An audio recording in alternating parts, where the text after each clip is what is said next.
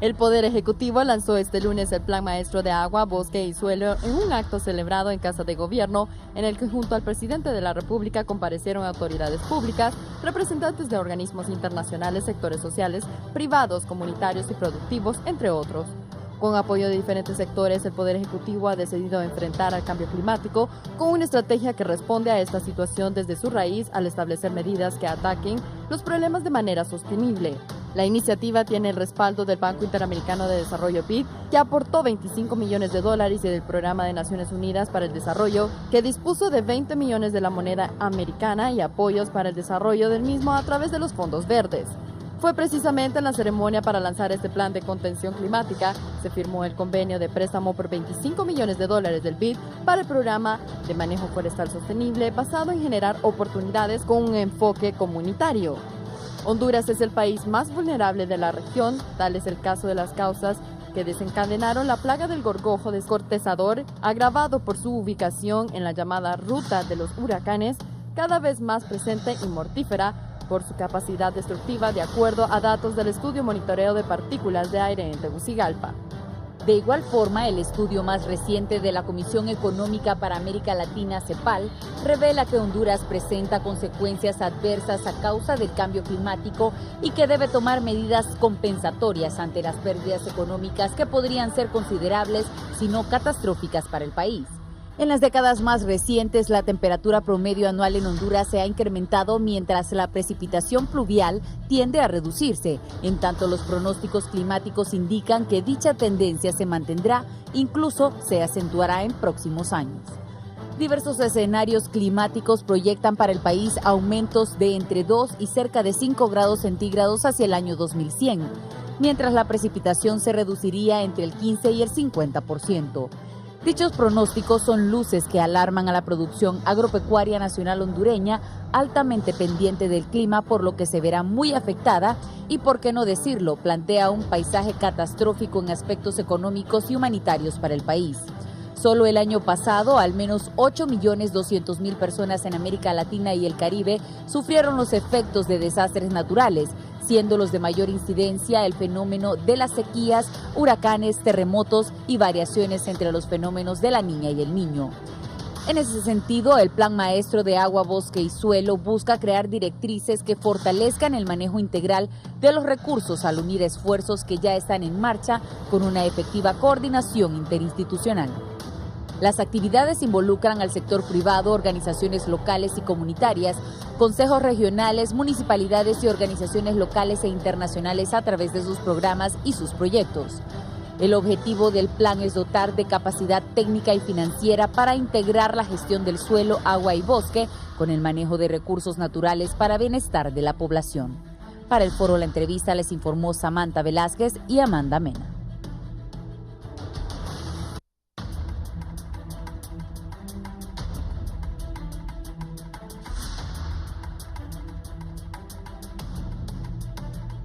Hola, ¿qué tal están, amigos televidentes? Tengan muy buenos días. Les saluda Guillermo Paz Manueles y les doy la más cordial bienvenida a este su foro de las mañanas, La Entrevista. Gracias por estar con nosotros.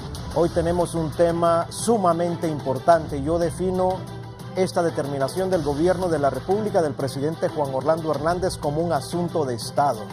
Qué bien que el presidente ha tomado las previsiones para lanzar este plan de manejo integral de agua, bosque y suelo, que además de ser integral, y ya lo vamos a definir, también debe de ser sostenible, debe de ser coordinado interinstitucionalmente. Todas las instituciones, las organizaciones de la sociedad hondureña deben de involucrarse en este plan de manejo que se define también como el plan ABS. Es un plan que nos va a ayudar a los hondureños a afrontar la drasticidad del cambio climático, la situación del clima, que se define producto de dos circunstancias, desde luego, lo propio de la naturaleza, los cambios del clima naturales y los efectos de la mano del hombre. La forma irresponsable como el ser humano ha tratado a la naturaleza, el medio ambiente, nuestro entorno natural, ha repercutido en los cambios climáticos. Ahora tenemos que afrontar con seriedad y con decisión cuáles son las consecuencias a través de estos planes. En el caso de Honduras, el gobierno se prepara y define el plan integral de agua, bosque y suelo. Muy bien, tenemos expertos en el tema para abordar esta temática. Inicialmente les presento al ministro de la Secretaría de Agricultura y Ganadería, SAC, al ministro Jacobo Paz con nosotros. Buenos días, ministro, ¿cómo está usted? Buenos días, muchas gracias, muy bien, gracias.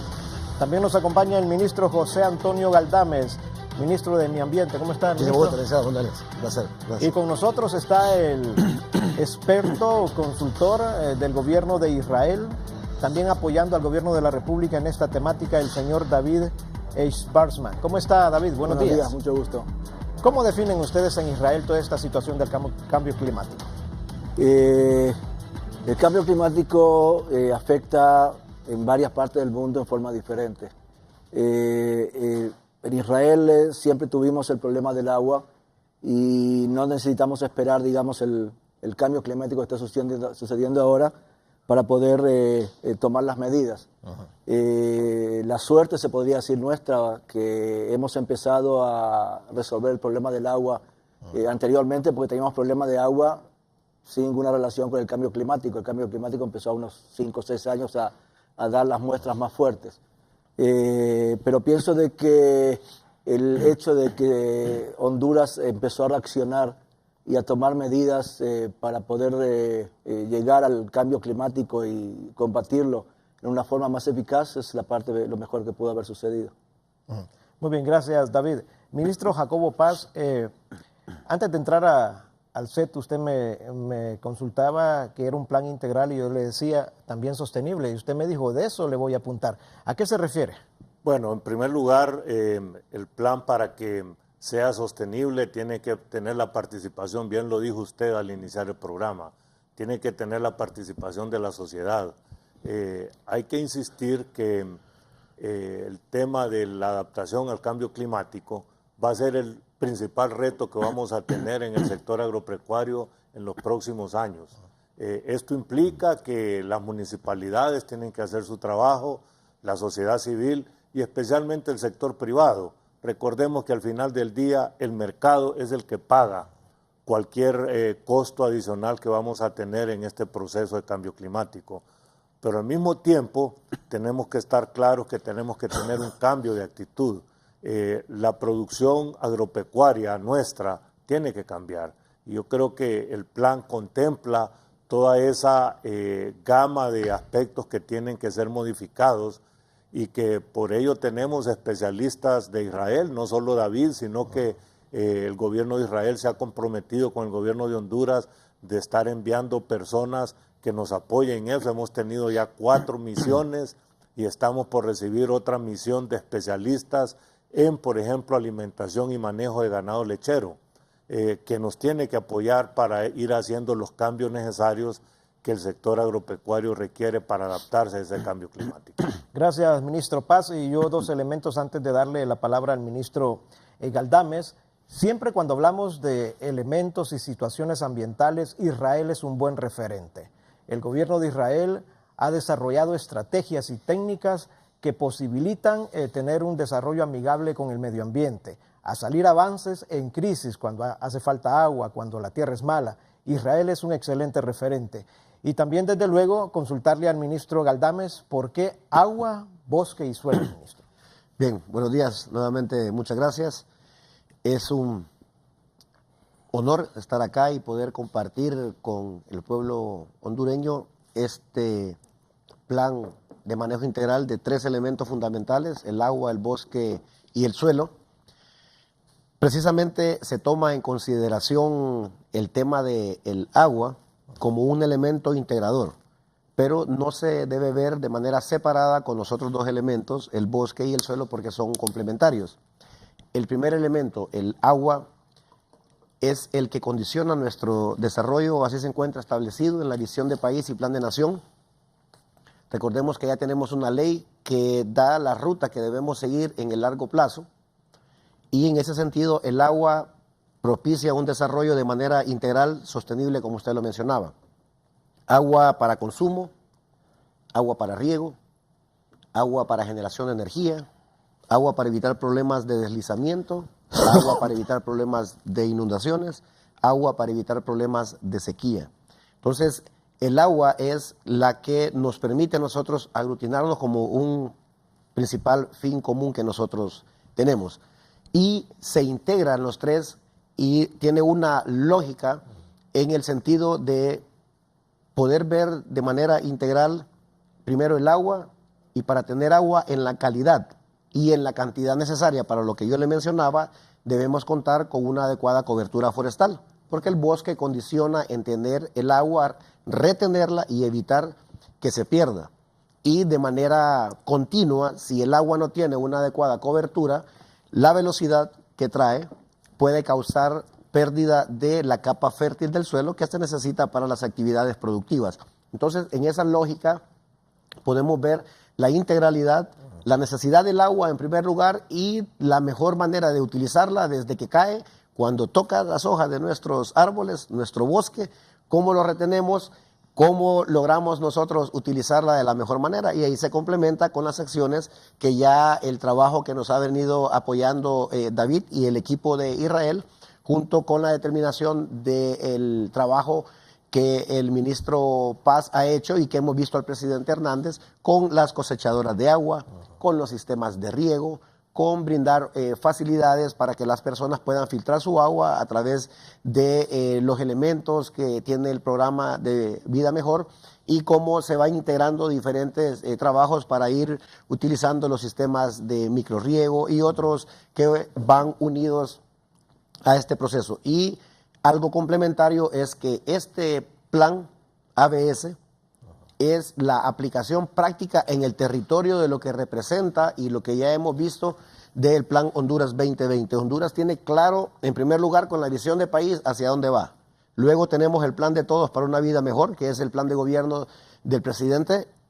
Y ahora tenemos nosotros el plan Honduras 2020, que nos establece claramente las metas en materia de desarrollo, de turismo y también en la parte productiva del país. Y para eso se necesita tener claro la participación de todos y cada uno de nosotros, y esta es la hoja de ruta que nos va a permitir a nosotros alcanzar este plan de desarrollo integral Honduras 2020 y generar las condiciones que nos lleven a tener una vida mejor en el país. Gracias, ministro Galdames. David Weisman, ¿podemos hablar de un plan integral descuidando uno de los tres elementos? Digamos, solo nos enfocamos en el agua, pero nos olvidamos del bosque, o nos enfocamos en el suelo, pero nos olvidamos del agua, o hay que atender los tres elementos para definir un plan efectivo.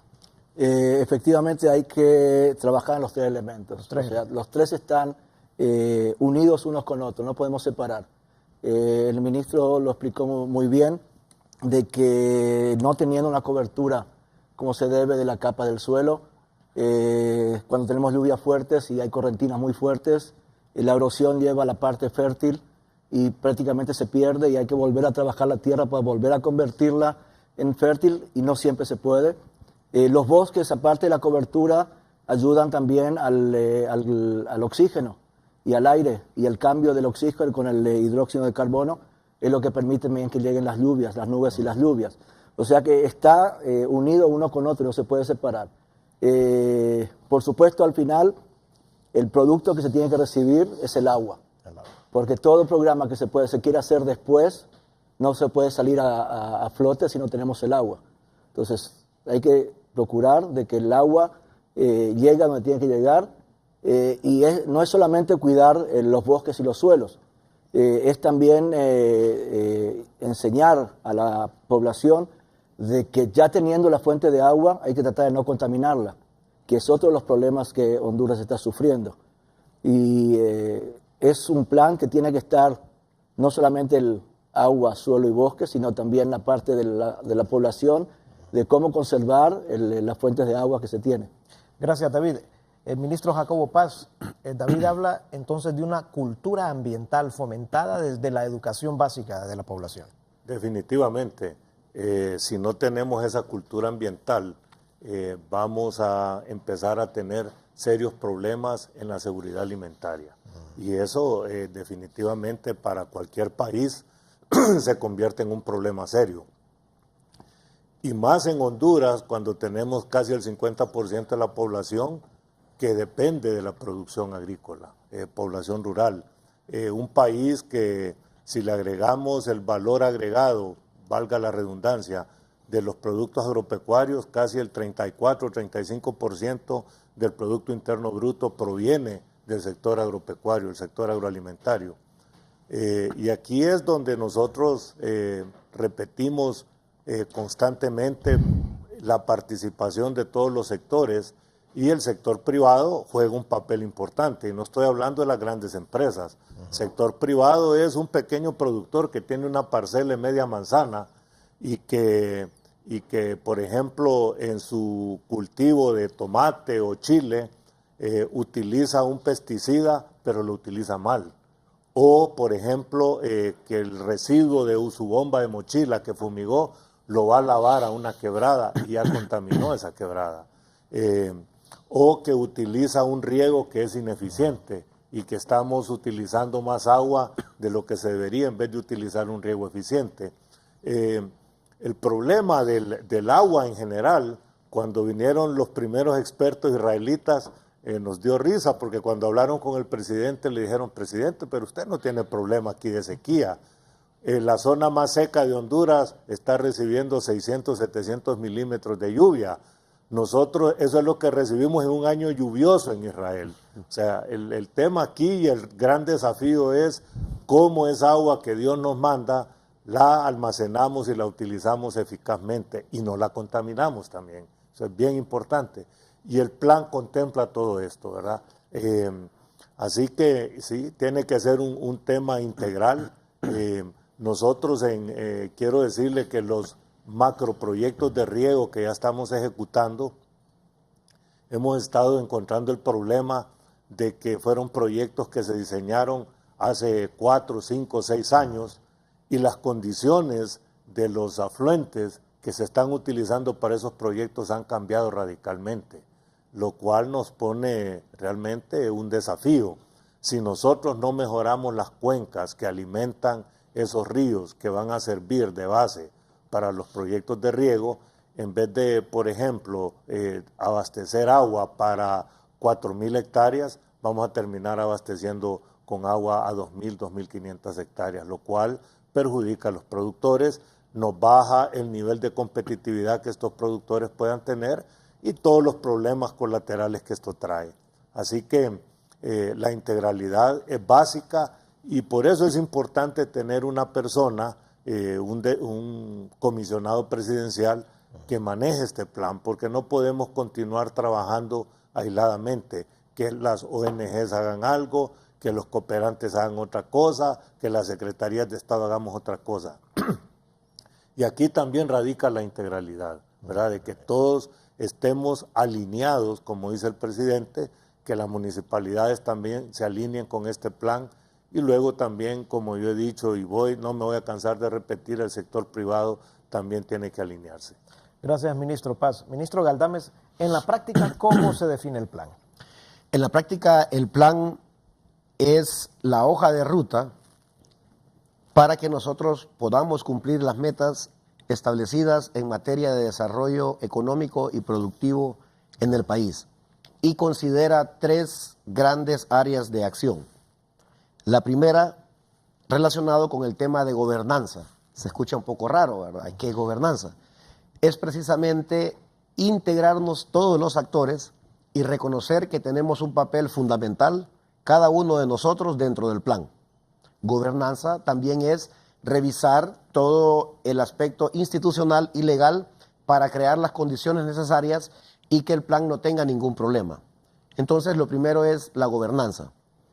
En segundo lugar, gestión del conocimiento. ¿Qué es eso? Gestión del conocimiento, en un término simple, es ir y trabajar con nuestros productores, enseñarles la importancia de los 3 elementos y que ellos entiendan de que tienen que hacer un cambio en su forma de producción y que no deben ver los elementos de manera separada, sino más bien hacerlo de forma conjunta para que tengamos los resultados necesarios en cada una de sus parcelas. Parte también de la gestión del conocimiento es buscar aquellas nuevas formas de ir adaptándonos a lo que tenemos ahora como cambio climático. David lo decía, en Israel el tema del agua lo han venido tratando por muchos años. en el tema de la mejor utilización por la misma condición que ellos tienen. Entonces nosotros tenemos que claramente definir qué vamos a hacer con el agua que cae, que no es un problema el agua nuestra, sino más bien cómo la utilizamos de la mejor manera y cómo no la contaminamos, como decía el ministro Paz. Entonces también eso es parte de la gestión del conocimiento. Y el tercer gran componente es la implementación o el desarrollo de prácticas sostenibles. O sea, enseñarle a las hondureñas y los hondureños que nosotros podemos hacer las cosas de una manera diferente. Entonces podemos llevar en el campo prácticas como, por ejemplo, producir sin quemar el bosque, tanto en la parte agrícola como ganadera. Esa puede ser Prácticas, una. ministro, disculpe que lo interrumpa, tradicionales pero nocivas, porque el campesino estuvo acostumbrado, digamos, a quemar, a tener otro tipo de tratamiento con la tierra, pero que científicamente se ha comprobado, se ha demostrado que son prácticas negativas. Sí. Y hay que cambiar esa matriz. Definitivamente. Y también con ello, como yo le mencionaba, ver la parte de las políticas, porque eso que usted menciona de las prácticas, muchos lo desconocemos. La práctica del uso del fuego no es nueva, es tan antigua como la misma creación de todo lo que tenemos nosotros como desarrollo. ¿Qué ha pasado? Que tenemos, por ejemplo, unas culturas que lo usan más que otras. Por ejemplo, la cultura maya, azteca, viene del norte y ellos utilizan mucho el fuego porque son una cultura que su parte productiva se relaciona más con el maíz. Y para producir maíz se necesita mucho utilizar el fuego por los tipos de suelo y por la misma condición especial. Pero por otro lado tenemos una cultura hacia el lado oriental de nuestro país que no depende tanto del maíz, sino depende de la yuca, papa, malanga, camote, y que complementa estas otras culturas como los misquitos, los pech, los tahuacas, y parte también de los garífunas, utilizan más un sistema que se complementa con la parte productiva que yo les mencionaba, junto con un proceso de cacería, pesca, porque eran unas culturas un poco más nómadas. Entonces, ¿qué ha pasado? Hemos trasladado la cultura de uso del fuego de la parte occidental de nuestro país hacia todo Honduras, hacia la parte oriental. O sea, hemos hecho procesos de reforma agraria donde decimos, mira, esta gente necesita tierra. Sí, claro, para producir. Bueno, ¿y qué hacemos? Anda a meterlas allá a Sico. Y entonces, Sico, allá tenemos otro tipo de cultura. No es tanto el uso del fuego. Es cacería porque eran nómadas. Hay una parte cultural que no lo tomamos en cuenta. Entonces, lo que hemos hecho es diseminar la cultura del uso del fuego en todo Honduras. Entonces pasa lo que tenemos ahorita. Literalmente el país agarra fuego cuando tenemos el verano porque se utiliza ese elemento que es esencial para el tema productivo, pero no lo hacemos de la mejor manera. Por eso estas prácticas que usted menciona, que se vuelven nocivas, esto se realiza porque no tomamos en cuenta algunos elementos culturales, no tomamos en cuenta los procesos de reformas en nuestras instituciones y cuando hacemos leyes no las condicionamos a los aspectos culturales y nos dan este tipo de prácticas nocivas. Pero afortunadamente el plan considera este tipo de prácticas, poder llevarlas a cabo en cada uno de los pueblos nuestros y que tengamos un desarrollo sostenible, como lo hemos venido mencionando. Gracias, ministro. David, es necesario también cambiar el tipo de siembro de producto agrícola que se da en algunos sectores debido también al cambio climático. Digamos, en una zona ya no se puede seguir sembrando X o Y producto agrícola, sino que hay que cambiarlo por otro que sea más rentable, más efectivo. Efectivamente, tiene mucha razón lo que ha dicho, pero no es tanto cambiar el cultivo. O sea, que cuando hablamos del cambio climático y los cambios que hay que hacer, se habla de todo el proceso. O sea, ¿qué es el proceso? El proceso es buscar la forma de almacenar el agua por un lado. Por otro lado, enseñar y acompañar a los agricultores a cómo hacer un uso efectivo del agua. Pasar a un sistema de riego mucho más ahorrativo, como es el riego por goteo. Y por otro lado, buscar variedades, tanto de maíz, de tomate, que sean adaptadas a problemas de sequía o de altas temperaturas. Y no solamente decir, ok, acá no puedo hacer tomate, vamos a hacer otra cosa, sino buscar variedad. Y existe hoy en el mundo variedades de tomates o de cualquier otras hortalizas que se adaptan a problemas de sequía o de falta de agua o de falta de fertilizantes. Y eso es otra de las formas, o sea, buscar cómo facilitar al agricultor de que siga cultivando, pero en las condiciones como se están dando ahora. ¿Cuándo Israel, otros gobiernos del mundo entero, instituciones como la FAO, se dieron cuenta que era necesario asumir políticas efectivas en cada país, en cada nación, para hacerle frente al cambio climático? Mire, pienso que lo que es el cambio climático, la causa del cambio climático ya se lo sabía hace mucho tiempo. Cuando se habló la primera vez de que hay el agujero en el Luzón, ya sabía que iba a haber problemas. Pero pienso que prácticamente el mundo se empezó a dar cuenta del problema que van a entrar cuando fue la Convención de París, que fue la primera vez que se reunieron todos y decidieron de que estamos en un problema, cuáles van a ser los pasos, y después la convención que hubo en Marruecos, en Marrakech. Pienso que es un poco tarde, pero no estamos, digamos, en un momento que no se puede volver atrás. Pero así como llevó mucho tiempo que se cree este problema, va a llevar mucho tiempo hasta solucionarlos. Pero por supuesto que hay que empezarlo de alguna forma. Muy bien, gracias David.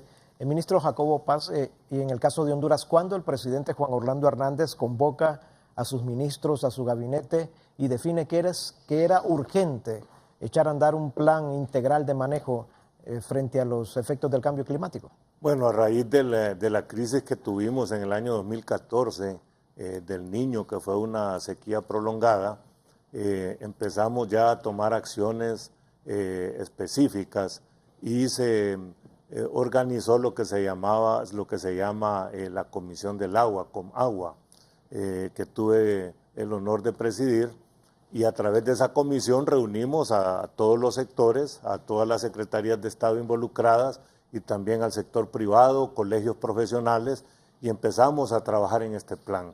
Ahí también recibimos apoyo de organismos internacionales y así fuimos armando el plan.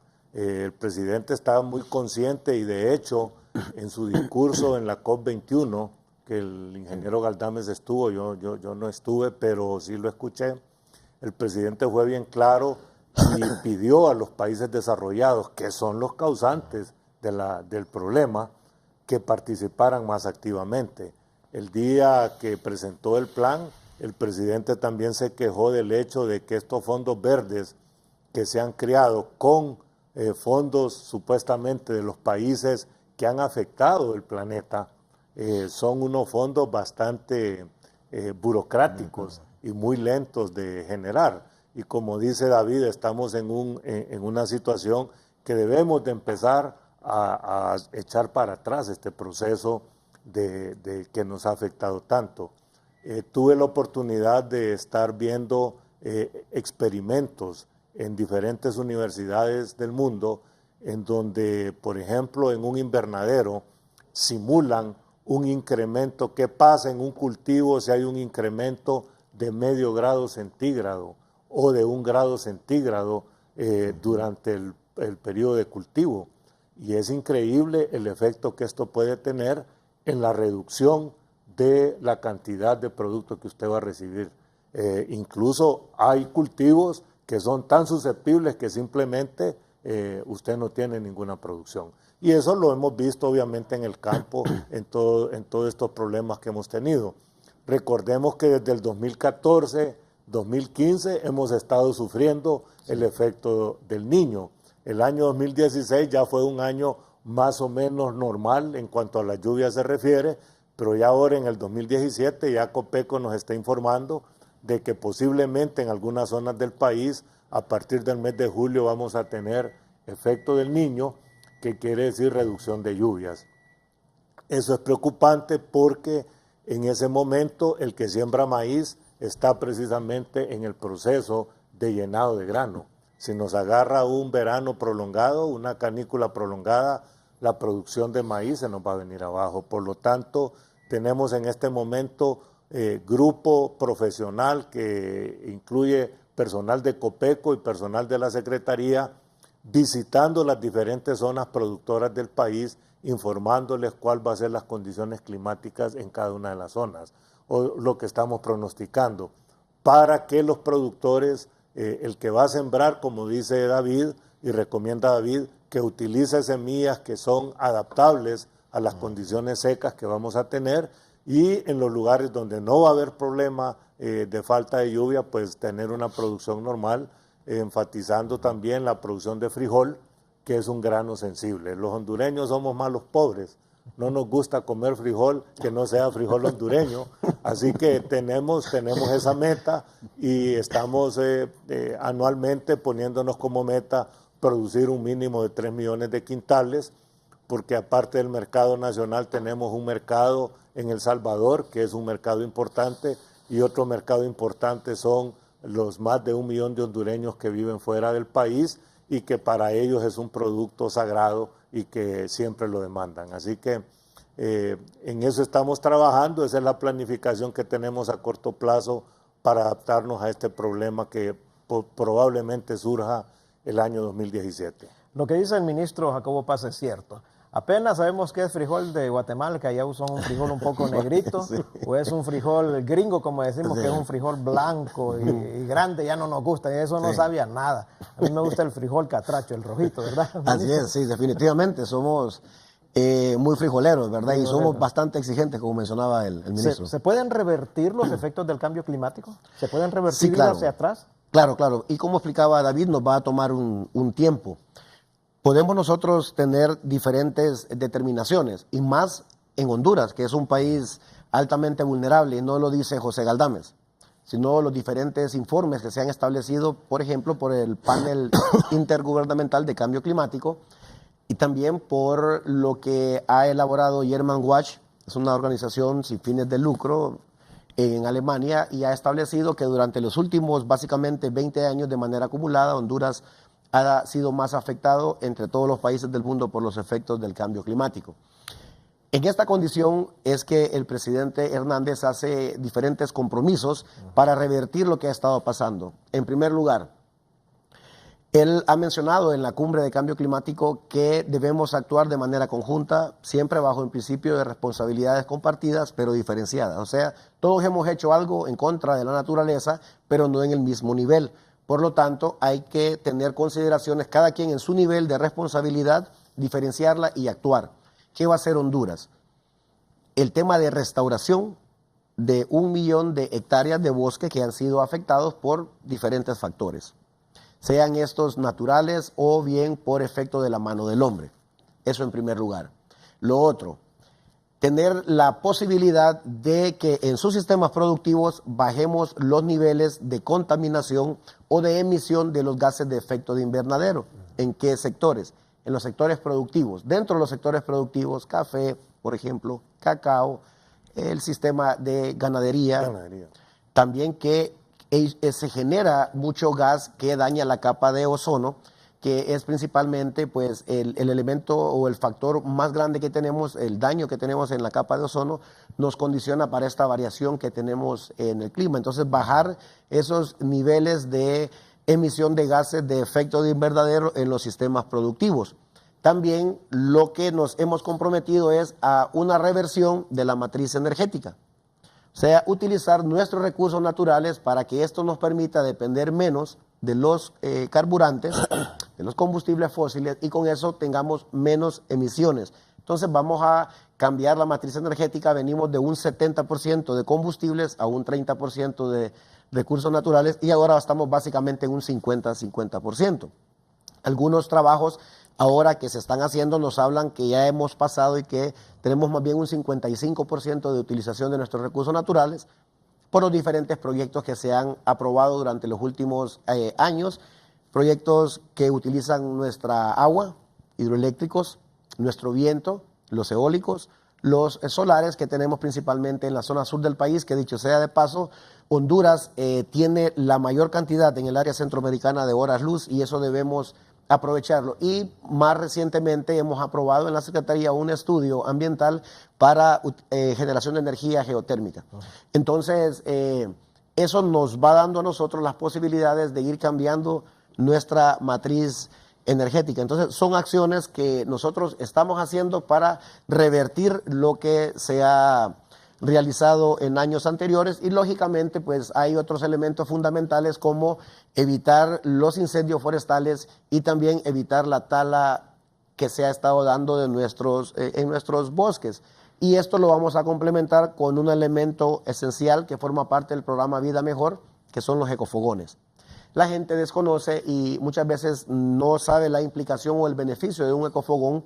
Los ecofogones, además de no permitir que se continúe con los problemas de salud en las niñas, en los niños, en las mujeres que están cocinando, inclusive nosotros los hombres que algunas veces nos damos una pasada para agarrar una tortillita ahí tostada y con los frijolitos que producimos, también nos vemos afectados con estos problemas del humo. Además de eso, por cada ecofogón que se instala en cada hogar hondureño, se evita la emisión de aproximadamente 3 toneladas de dióxido de carbono. Y además no se cortan un promedio de 15 árboles al año. O sea, ¿cuánto nos estamos ahorrando nosotros con el establecimiento de cada uno de los fogones? Entonces, estos son los compromisos que hemos hecho a nivel de país. Bajar nuestra emisión de gases de efecto de invernadero, recuperar 1 millón de hectáreas de bosque, no continuar con el proceso de la pérdida de nuestros recursos forestales mediante la quema o bien por la corta ilegal de nuestros árboles y revertir nuestra matriz energética para utilizar más nuestros recursos naturales. Esos son los compromisos que ha hecho el presidente y como él bien lo mencionaba allá en París, Francia, el tema del cambio climático en Honduras no es un asunto meramente de una comodidad ambiental, que necesitamos un medio ambiente porque quiero respirar, porque quiero salir a correr y porque no quiero humo, no. El cambio climático en Honduras es un asunto de vida o muerte, porque condiciona los sistemas productivos en nuestro país. Y cuando no tenemos producción, lo que hay son problemas que se ven reflejados en diferentes acciones. Una de ellas, por ejemplo, la migración. Usted tiene una familia que mantener. Sí. Tenemos todo un compromiso que hay que llevar adelante. Entonces, como nuestros suelos no producen porque no tenemos agua en la calidad o en la cantidad necesaria, no tenemos toda la producción porque se condiciona por los efectos del cambio climático, lo primero que hacemos es, me voy para el norte.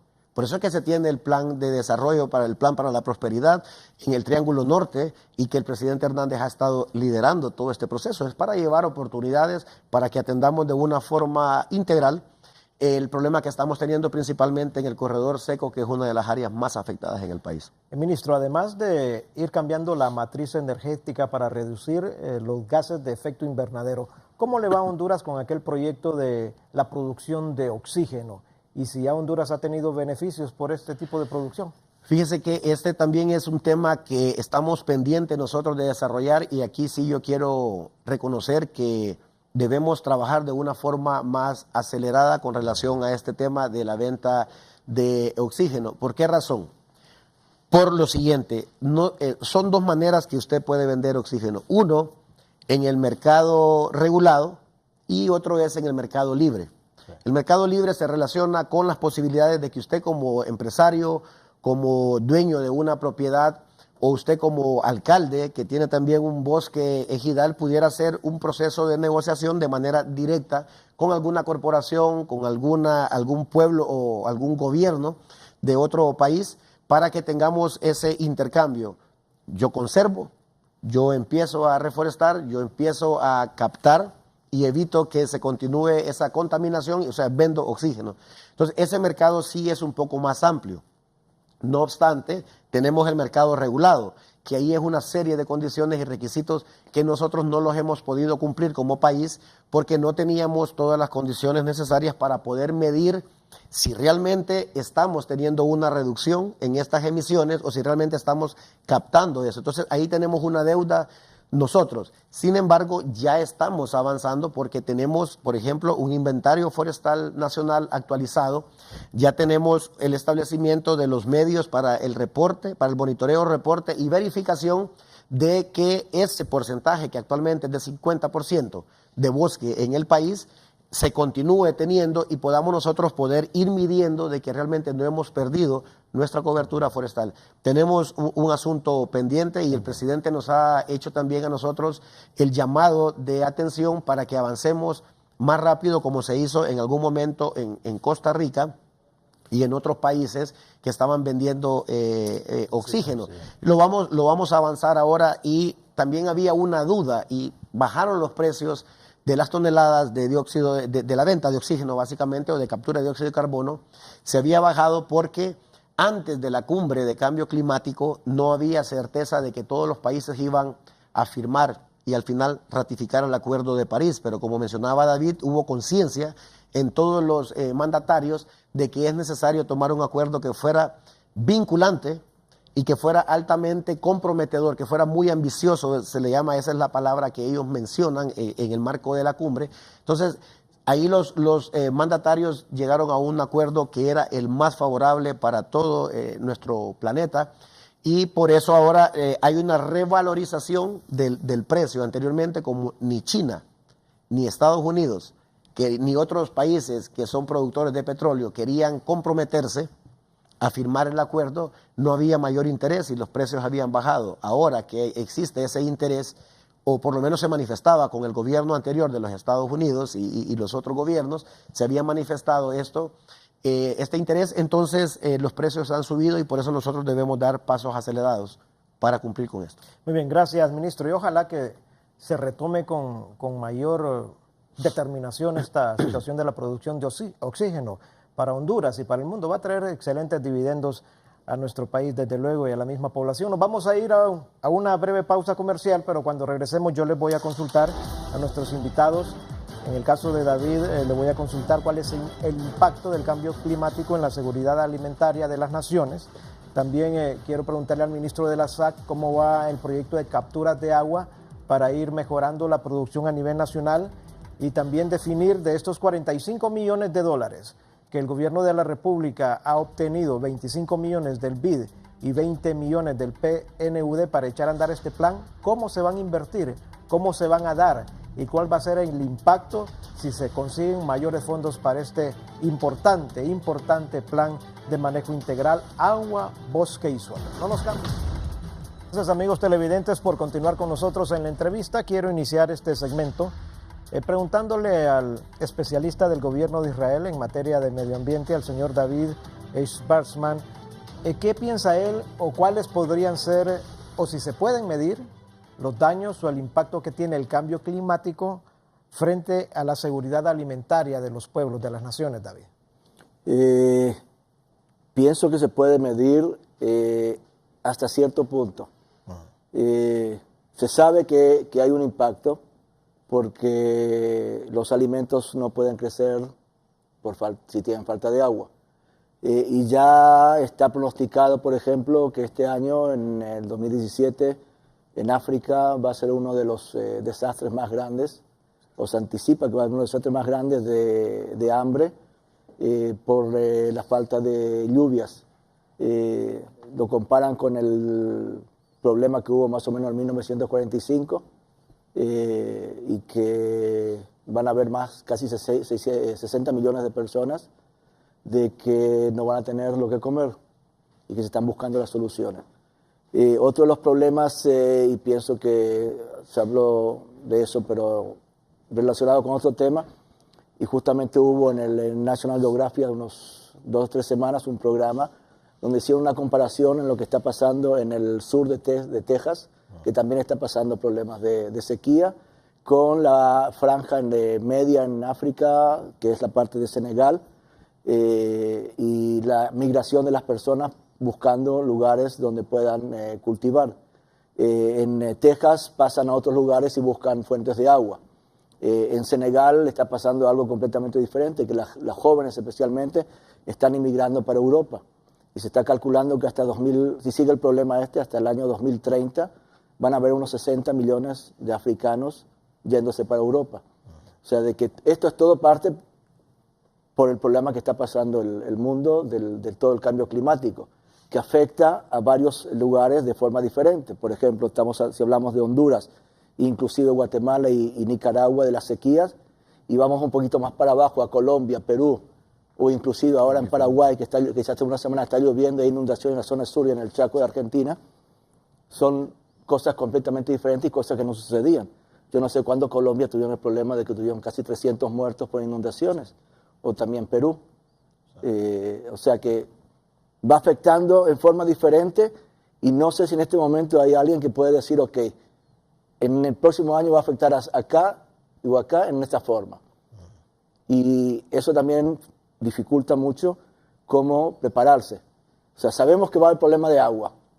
Es más fácil saber y prepararse cuando sabemos que no va a haber agua que cuando vamos a tener una lluvia y vamos a tener inundaciones. Sí. Gracias, David. Sobre esta situación de la lluvia, ministro Jacobo Paz, hemos sido sorprendidos con lluvias copiosas, bastante anticipadas. ¿Qué se está haciendo? ¿Qué hace el gobierno de la República para advertirle al campesino que no se adelante a sembrar? Porque estas lluvias no son las lluvias que generalmente se utilizan para la siembra de primera. Bueno, se les ha informado por diferentes medios y como le decía también, tenemos el grupo de profesionales que acompañados con Copeco andan visitando las diferentes zonas productoras del país, explicando cuál va a ser el régimen de lluvia en cada una de estas regiones. Nosotros hemos estado bastante claros de que el productor nuestro necesita más información. Como decía también el ministro Galdames, el tema del conocimiento es importante. Por lo tanto, aquí las universidades, la academia juega un papel importante. Y eso también, como estamos hablando del plan ABS, eso lo contempla el plan. Desde el inicio, cuando el presidente Hernández convocó la creación de la Comisión del Agua, se involucraron las universidades y tenemos bastante apoyo de las mismas. Estamos en este momento en un plan de capacitación de los muchachos que están siendo egresados de las escuelas técnicas agrícolas que maneja la Secretaría de Educación. Recordemos que nosotros tenemos el Centro de Desarrollo Agrícola en Comayagua, el CEDA, y una de las metas del señor presidente es crear en el CEDA un centro de capacitación y entrenamiento para la adaptación al cambio climático. Y en eso pues David nos ha estado apoyando, el gobierno de Israel, y estamos trabajando para a corto plazo empezar a capacitar a los muchachos. Un profesional de nivel medio o un profesional universitario que sale al campo a trabajar en extensión agrícola o a trabajar en su parcela o en una operación familiar de agricultura o de ganadería, si no sabe, si no conoce cómo manejar el tema de suelo, si no sabe o no conoce cómo debe de manejar las cuencas y conservar los bosques, y si no sabe cómo utilizar el riego eficientemente, va a ser un profesional que no va a dar los resultados que se espera de él en cuanto a productividad. Tenemos que tener claro que año con año la población mundial crece. La FAO considera que América Latina en el año 2020-2025 va a tener la responsabilidad de alimentar 35% de la población mundial. Y en el año 2050 se estima que vamos a ser más de 9.500 millones de personas. Con todo este tema de cambio climático, lo que se avecina en África, etcétera, la oportunidad de producir alimentos es una oportunidad de negocio. Por eso yo digo que el sector privado tiene que involucrarse. Las empresas que tienen programas de responsabilidad social empresarial tienen una enorme oportunidad para participar en este plan maestro de manejo de agua, bosque y suelo, porque es la sostenibilidad de un sector agroalimentario que requiere inversión, que requiere capacitación y que sobre todo tiene una gran oportunidad de proyectarse. En los últimos años en el país hemos visto cómo algunos cultivos están tomando importancia no solo a nivel nacional, sino que estamos exportando. Por ejemplo, el cultivo de la ocra. ¿Verdad? Es un cultivo exitoso, estamos incorporando pequeños productores y lo estamos haciendo en la zona sur. La berenjena. La berenjena también, pero la ocra es interesante porque estamos en la zona sur donde hay un tema de clima, hay un tema de falta de agua, pero lo estamos haciendo y estamos incorporando muchos pequeños productores. Y usted lo ha dicho, berenjena, otros vegetales orientales en Comayagua. Si queremos seguir creciendo en eso, tenemos que trabajar integralmente. Y este plan tiene que ser apoyado por los productores, tiene que ser apoyado por las municipalidades, tiene que ser apoyado por la sociedad civil y obviamente nosotros como Secretarías de Estado estamos claros cuál es nuestra responsabilidad, ser facilitadores, pero al mismo tiempo también ejecutores. Claro, debe de ser un esfuerzo de toda la población, de toda la sociedad, no solo el gobierno de la República. Aquí, como lo dice el ministro Jacobo Paz, deben de participar todas las personas, por no decir instituciones, toda la población. Hay que involucrarnos en este plan integral porque se trata de nuestro propio beneficio. El ministro Galdames, estos sí. 45 millones de dólares, 25 millones del BID, 20 millones del PNUD, ¿cómo se van a invertir y en qué rubros de este plan? Bien, este recurso financiero que se tiene actualmente va a ser implementado en las actividades que debemos recordarlas. Primero, el objetivo general del plan maestro o del plan de manejo integral de los recursos agua, bosque y suelos es precisamente ahí. El objetivo general es que estos tres recursos, estos tres elementos, los utilizamos para el desarrollo sostenible de nuestro país, pero con amplia participación local. En ese sentido, hay que también recordar lo que ya hemos hablado acá, los objetivos específicos que van relacionados con tener los conocimientos adecuados para ir adaptándonos al cambio climático, para ir haciendo mejores sistemas de producción, para la adecuada gobernanza, para tener esos conocimientos, para un adecuado sistema financiero y de incentivos. Entonces, hacia eso va orientado el uso de estos recursos. En primer lugar, los fondos del BID van relacionados con el aumento y mejorar las condiciones de la cobertura forestal del país, porque es una acción de manera directa que se hace para que el sector forestal mejore después de lo que hemos tenido con la situación básicamente de incendios y lo de la plaga y otras acciones que se han desarrollado. Entonces, lo primero es los fondos del BID para el aumento y la mejora de la cobertura forestal. También parte de estos fondos van relacionados con el tema de seguridad alimentaria y nutricional. También se tiene que ver estos aspectos que son fundamentales y se complementan estos fondos con los recursos financieros que ha establecido el Programa de las Naciones Unidas para el Desarrollo, que se entregan a través de un mecanismo financiero y de una instancia mundial que es conocida como el Fondo Mundial del Medio Ambiente, el GEF. Entonces, estos van relacionados con adaptación al cambio climático, todas esas medidas que nos permiten ir adaptándonos al cambio climático y también con conservación de la diversidad biológica y cultural que tenemos en el país. Es importante mencionar, licenciado Paz Manueles, que estamos nosotros preparando una propuesta de país para tener acceso a esos otros fondos verdes que mencionaba el ministro Paz y que el presidente Hernández pues también decía que son bastante burocráticos. Entonces va a haber un recurso financiero complementario que se está gestionando ante el Fondo Verde para el Clima y con esos otros recursos financieros vamos a complementar para el tema relacionado con la conservación de los recursos naturales de manera general y también para el tema del adecuado manejo de estos tres elementos. O sea que vamos a tener, además de estos 45 millones, un poco más de recursos financieros, pero para ello tenemos que elaborar una propuesta de país que ya la Secretaría de Medio Ambiente ha hecho las gestiones ante el Fondo Verde para el Clima, nos han dado unos recursos financieros y vamos a estar entre todos elaborando una propuesta de país que va a haber una institución que la va a presentar ante el mismo fondo. ¿En qué condiciones financieras se adquieren estos recursos? Los primeros son recursos de préstamo, los fondos del BID, pero los otros fondos que se obtienen básicamente son como apalancamiento.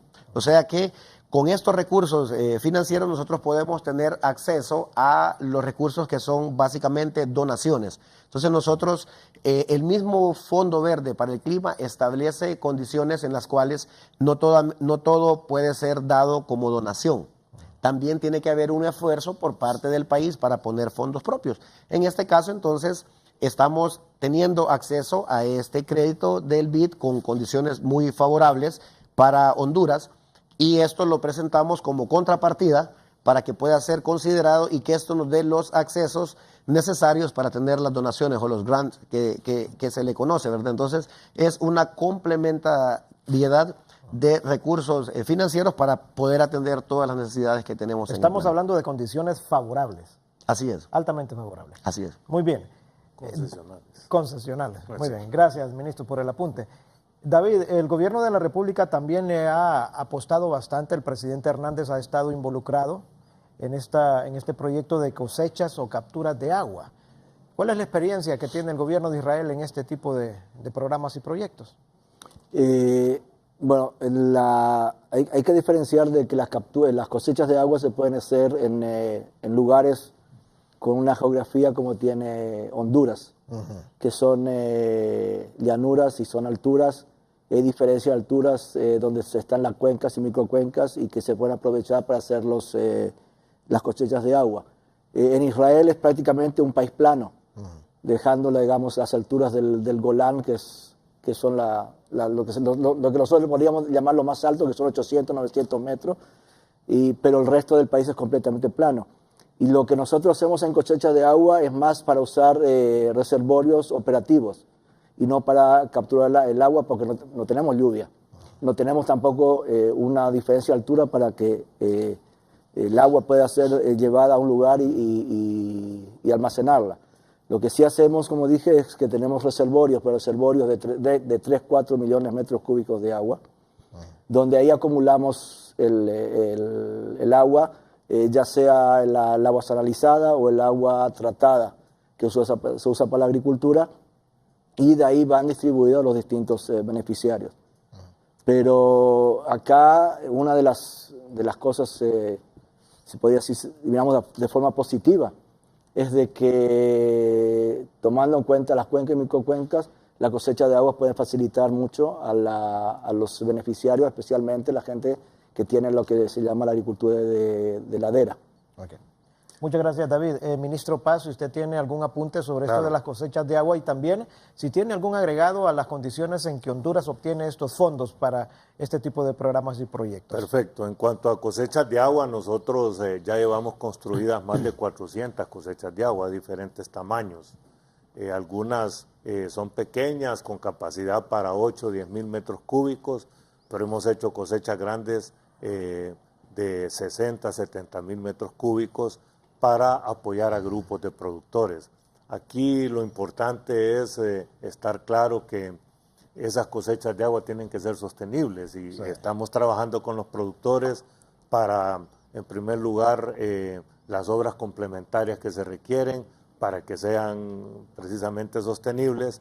En segundo lugar, que se mantengan organizados. Y en tercer lugar, que utilicen el agua eficientemente, en el sentido de, por ejemplo, pasar de un riego por aspersión a riego por goteo, que es más eficiente. Y ahí hemos tenido obviamente el apoyo de David y todo el equipo del gobierno de Israel, más los técnicos hondureños. Las cosechas de agua tienen que ser, a mi juicio, un plan permanente, un plan presidencial permanente. El presidente Hernández inició esto y esperamos que los gobiernos futuros continúen con esto. El país, por las condiciones geográficas que bien apuntaba David, tiene capacidad de construir una gran cantidad de cosechas de agua que nos van a permitir almacenar el agua de lluvia que nosotros recibimos y utilizarla eficazmente en la época seca. Esto nos va a permitir incorporar una gran cantidad de manzanas de tierra, sobre todo para productores de ladera y productores también en los valles. Tenemos ejemplos de cuál es el beneficio que ha tenido las cosechas de agua. De hecho, el día que presentó el presidente el plan, estaban invitados ahí los productores agrícolas de la zona de Azacualpa, aquí en la montaña de Azacualpa, en Tegucigalpa, que son excelentes productores de hortalizas, pero que tenían el problema que de marzo en adelante no podían producir porque no tenían agua. Ahí hemos construido, creo que cerca de 30 cosechas de agua. Vamos a reiniciar en la zona de Tatumbla esta próxima semana la construcción de otras cosechas de agua para finalizar el proceso en esa zona. Pero los productores se les cambió la vida. Ellos están vinculados con el mercado, tienen excelente producción, tienen producción permanente, tienen productos de calidad, abastecen a cadenas de supermercado y eso lógicamente le cambia la vida. Hemos visto casos interesantes, por ejemplo, una familia que tenía sus hijos, el señor tenía sus hijos en los Estados Unidos viviendo ilegalmente. Después de que nosotros construimos la cosecha de agua, llamó por teléfono y les dijo, vénganse. Y ahora los muchachos están trabajando aquí con él. Ese tipo de historias hay que replicarlas, son historias de éxito y hay que replicarlas en el resto del país. En cuanto a los fondos, yo solo agregaría que hay que resaltar, el gobierno de Honduras a través del fideicomiso de FIRSA ha puesto a disposición de la Secretaría de Agricultura y Ganadería y de Invest Honduras cerca de 400 millones de lempiras para la construcción de cosechas de agua en los últimos 2 años. Con esos recursos es que hemos logrado construir más de 400 cosechas de agua, pero tenemos oportunidad de aumentar eso. Por eso yo creo que este tiene que ser un programa presidencial permanente, porque el país lo requiere y es una manera bien efectiva de utilizar las aguas de lluvia adecuadamente, de evitar excesos también, porque cuando usted retiene el agua, evita el exceso de lluvia que muchas veces termina afectando carreteras, caminos, etcétera, ¿verdad? La infraestructura se mantiene y tenemos una capacidad de producción mucho más elevada cuando tenemos acceso a riego en la época seca. Gracias, ministro Paz. Ministro Galdames, ¿qué espera el gobierno de la República como contraparte de los sectores productivos, empresariales e industriales del país y de la misma población frente a este plan? Bueno, esperamos una apropiación de manera pronta y es por eso que el siguiente paso que vamos a hacer nosotros es salir de manera amplia en todo el país a dar a conocer el plan para que se conozca, que se entienda que un niño de 8 años que está en la escuela hasta el productor mayor que tengamos en cada una de las comunidades entienda la importancia que representa este plan de manejo integral o plan maestro de agua, bosque y suelo. Entonces esperamos una amplia participación. Les recuerdo el objetivo. El objetivo del plan ABS es que los recursos agua, bosque y suelos se manejan de manera integral con una amplia participación local.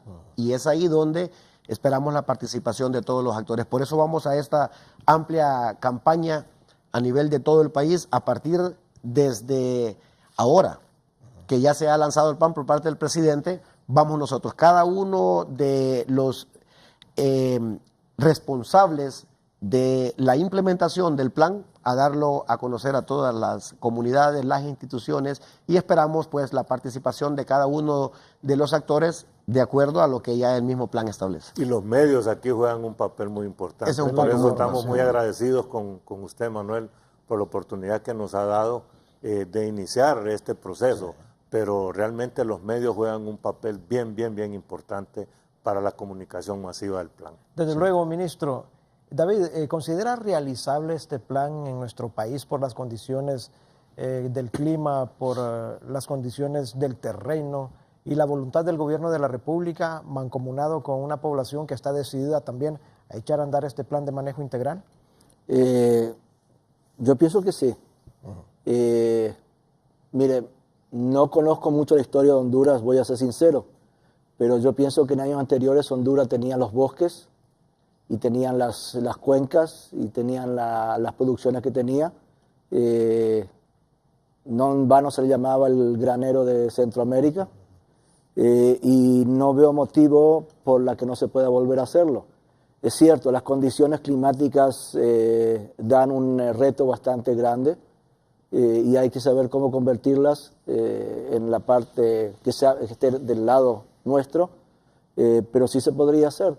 Pero vuelvo a repetir de que, lo dijeron los señores ministros, de que el trabajo debe ser en conjunto, o sea, no solamente del gobierno, sino de la población entera.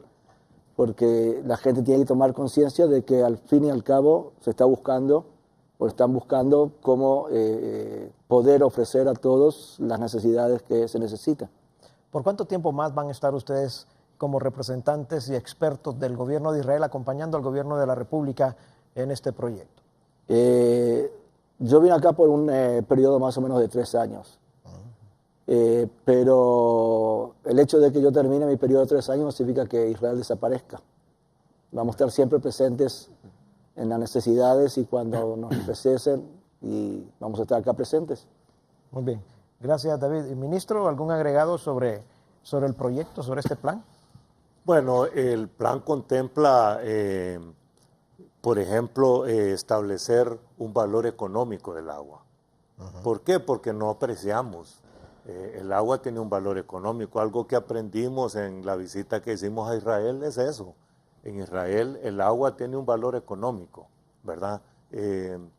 Eso no quiere decir que vienen más impuestos, etcétera. No quiero asustar a la gente, pero sí es importante establecer un valor económico. Como sociedad sabemos que el agua es vital, es fuente de vida. Por lo tanto, si no apreciamos, si no apreciamos el valor de la misma, la vamos a subutilizar. Y vemos un montón de ejemplos de eso. Nosotros, por ejemplo, estamos invirtiendo más de 120 millones de dólares en los proyectos de riego que se están ejecutando o están por iniciar la ejecución. Le puedo mencionar Hamastrán, 28, casi 30 millones de dólares con la aportación del gobierno. Tenemos Sulaco, el Valle de Olomán en Lloro, tenemos el Alto Aguán, que ya terminamos la negociación, tenemos la repotenciación de Selguapa en Comayagua y San Sebastián, ¿verdad? Solo esos son 6 proyectos. Tenemos próximos a firmar un convenio con el gobierno de Italia para ampliar la represa de Nacaome, que es un proyecto de 34 millones de euros y que lo vamos a ejecutar en conjunto con la Secretaría de Ambiente. Ahí, si sumamos todo eso, estamos hablando de más de 150 millones de dólares. Pero ¿qué pasa? Si no cuidamos la cuenca, repito, esos proyectos no van a tener sostenibilidad. Y segundo, los productores tienen que estar claros que no hay cena gratis, ¿verdad? Tenemos que olvidarnos de ese paternalismo. Bien. Y por eso yo insisto en el plan, que es un plan integral. Y en el tema de capacitación, ahí tenemos que estar claros que tenemos que establecer que el agua tiene un valor económico y tenemos que cuidarla. Hay lugares donde hemos organizado lo que le llamamos las gremiales de riego, que no son capaces de aportar ni siquiera 5 lempiras mensuales para darle mantenimiento a los sistemas. Entonces ese paternalismo tenemos que acabarlo y tenemos que ser más responsables. Gracias, ministro. Estamos concluyendo el programa. 30 segundos, ministro Galdames, para que se despida. Bueno, muchísimas gracias nuevamente y pedir la participación de toda la población hondureña en la implementación del plan, lógicamente acompañados de la cooperación internacional. Aquí hay que reconocer también el papel que juegan los organismos internacionales de desarrollo y todos los representantes de los países amigos de Honduras que nos están ayudando en la conservación de nuestros recursos naturales, en la conservación de mi ambiente, que es su ambiente, que es el ambiente de todos y que juega un papel fundamental dentro del plan. Gracias, ministro de Mi Ambiente. David, sus palabras finales, por favor. Bueno, estoy de acuerdo con que el señor ministro de Mi Ambiente lo dijo. Haremos lo posible por parte de Israel de colaborar con todo lo que nosotros podamos para que este programa, no solo este, sino todos los proyectos internacionales en Honduras salgan adelante. Muy bien, gracias, David. Ministro de la SAC. Bueno, agradecerle, como le digo, es bien importante la participación de los medios de comunicación y vamos a seguir adelante. Nosotros estamos bien claros de cuáles son los retos que tenemos y como sociedad tenemos que organizarnos perfectamente bien para enfrentarlos. Y muchísimas gracias por la oportunidad. Bien, gracias a ustedes, también a ustedes, amigos televidentes, por acompañarnos rápidamente. Importante determinación del Gobierno de la República. Ya está operando el Plan de Manejo Integral Agua, Bosque y Suelo. ¿Qué hará falta para que este plan sea efectivo? Desde luego, Gobierno de la República, países amigos y cooperantes, instituciones financieras internacionales, el pueblo hondureño, el sector productivo nacional, todos los sectores de la hondureñidad involucrados en este plan, para que este plan sea integral y tenga sostenibilidad en el tiempo. Así que estamos hablando del futuro de nuestro país, estamos hablando de nuestra seguridad alimentaria, de nuestro entorno natural. Hay que ponernos de acuerdo para hacerle frente a los cambios climáticos que vienen, no solo para Honduras, sino que también para el mundo entero. Gracias por estar con nosotros, que estén bien el día de hoy.